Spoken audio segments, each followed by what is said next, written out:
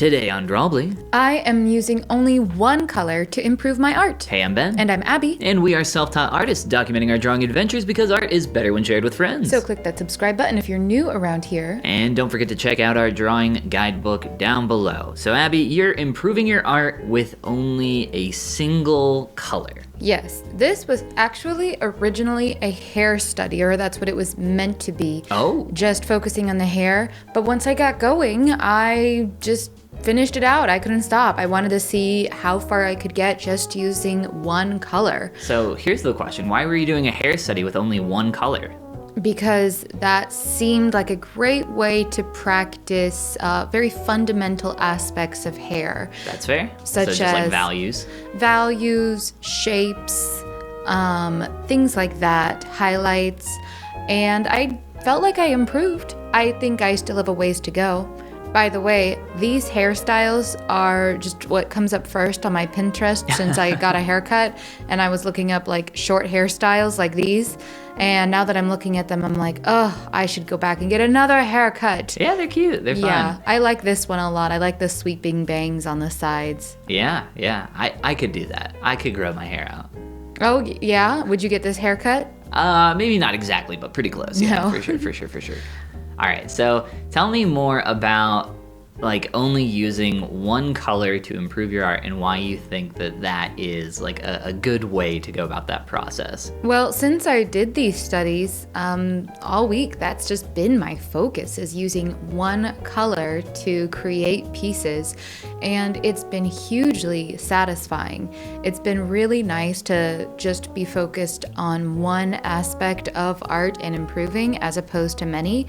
And I feel like it's allowed me to step back and improve in ways that I couldn't before when I felt like I was juggling so many pieces.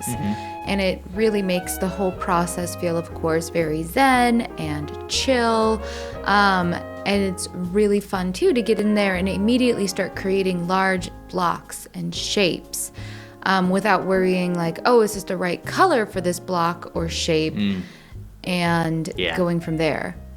So by narrowing your focus, you feel like you're able to improve in those few areas a lot more. Yeah, so I've really stuck with that this whole week, actually. Just drawing anything I've drawn has mostly been just one shade, maybe a little bit of overlay, maybe introduce a second color right at the end, just for some accents. 2 colors? Abby?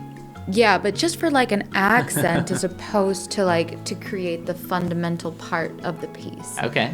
Have you ever done that? Just drawn like a whole piece in one color? Yeah, so essentially you mean one hue. I have done, a lot of value studies in black and white, which is one color, one hue. You're using a lot of different colors here, technically, because you're using different, values. Right. So a lot of different colors, but all in the same hue. So a value study is that. And I have done that a number of times, but maybe not to this level of success. Oh, well. And typically when I do them, I don't focus on as much detail as you're doing here. You're actually adding a lot of detail in this hair. As you mentioned, it was originally a hair study, so that makes sense.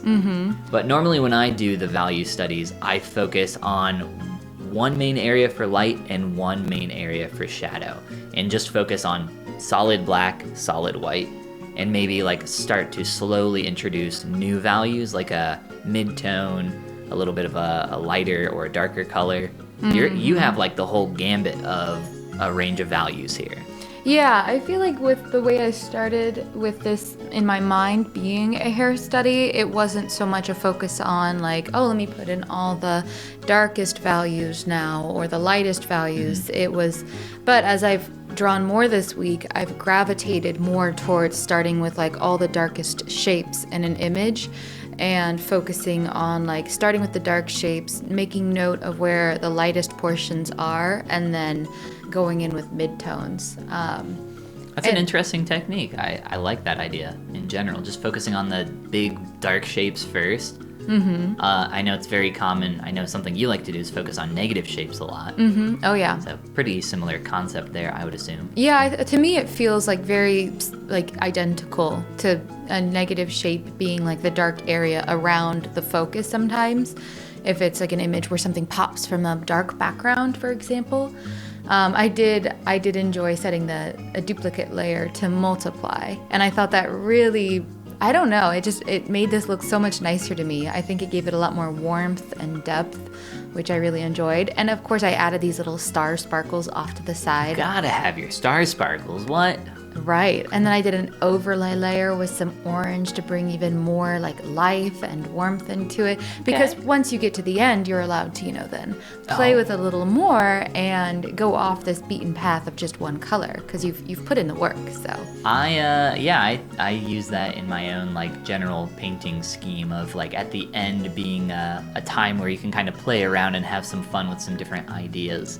Like I really enjoy just playing around. Like if I'm happy with where something is, I'm like, ooh, I can add the sprinkles on top in terms of like a noise pass, some textures, playing around with my like overall like levels of values, all the fun little sliders and such. In this one, I make her all this same pink color, but at the very end, I go in and add a little bit of blue to like areas of shadow. So you're saying you lied hair. to us, you can't improve with just one color? I don't think I did. I think I did improve, but then I added the sprinkles on top like you said. Okay, fair enough. Between this one and the last one, which one did you enjoy working on more? This one did not take me as long as the first one. What I enjoyed was not so much working more on one or the other, but I did enjoy that by the time I'm on this one, I'm definitely more into that flow state and have a methodology that's working for me.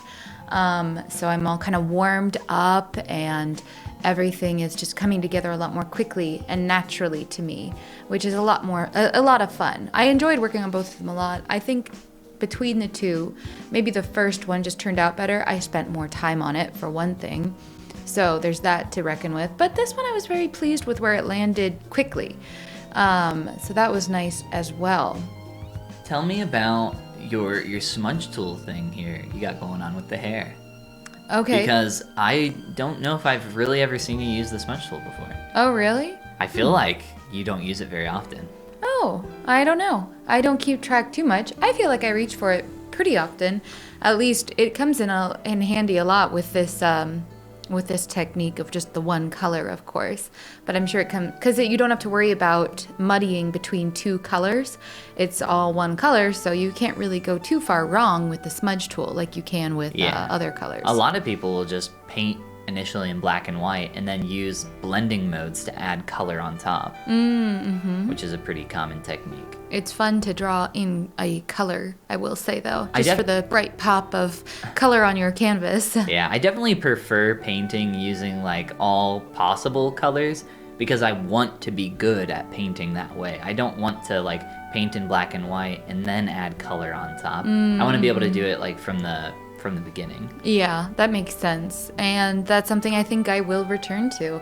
I'm a big believer in just cycling through whatever is interesting to you at the time when it comes to practicing something. Yeah, for sure. And so I guarantee you I will circle back to saying, I must use all the colors of the wind. You must paint with all the colors of the wind. You got to keep it interesting and fun. That's like the most important part of drawing, in my opinion. Yeah, finding out what's interesting and fun to you in the moment is sometimes like the harder part of the journey. And if you want the harder part of the journey to be easier, click that like and subscribe button and check out our guidebook, How to Easily Draw Every Day, at the link below. Share your work on Instagram with #Drawbli because drawing is better with friends. And this is the part where we say goodbye, Goomba. Abby, I love the sparkles that you added to your characters. What inspired you to add those? I felt like they would really elevate these pieces, and they sure did. They did. They did.